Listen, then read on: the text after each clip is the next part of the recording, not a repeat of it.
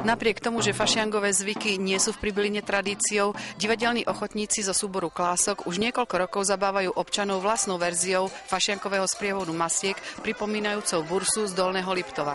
My fašiangovníci ideme k vám, šťastia, zdravia prajeme vám, šťastia, zdravia, dlhé leta, my prišli sme k vám zďaleka.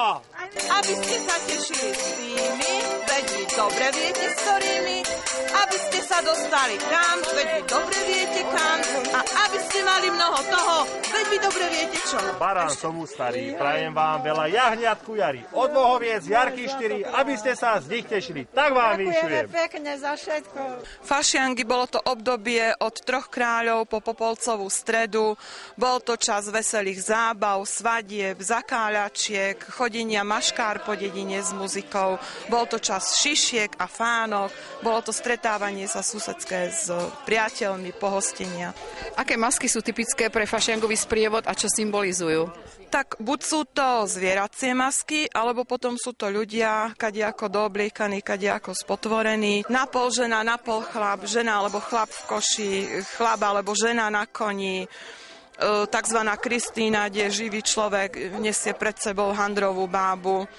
Čerti, kominár pre šťastie. Nie, potom ma vidia však. V dnešnej dobe nás čoraz častejšie zaplavujú rôzne zvyky a sviatky, ktoré k nám prichádzajú zo západu a ktoré my veľmi radi preberáme. Myslíš si, že oživovanie našich slovenských tradícií má opodstatnenie? No samozrejme, však je predsa dôležité, aby deti si nepriradili trebárs len k Halloweenu, vydlabanú tekvicu, ale k fašiangovému sprievodu alebo celkové k tomu obdobiu od Troch kráľov po tú Popolcovú stredu, že bolo niečo také ako fašiangy, že ľudia vtedy žili, zabávali sa, bol to čas hojného jedenia a pitia, pretože po Popolcovej strede už nasledoval 40-denný pôst, vlastne až do Veľkej noci. A my sme radi, že sa nám to darí už 5. rok v Pribyline robiť.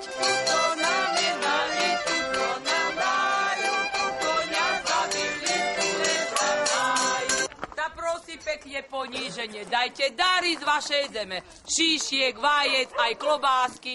Iste máte toho dosti. Ďakujeme pekne. Ako reagujú občania na tento sprievod?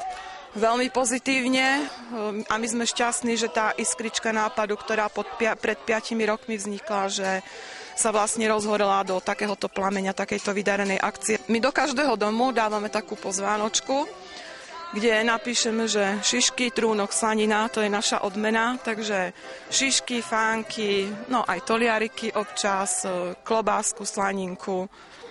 Čo kto má, tak to dá. Ale nejde o to, aby sme dostávali naturálnu odmenu, ide o to, že zabavíme tých ľudí, že sa dobre zabavíme my a takisto aj ľudia v dedine.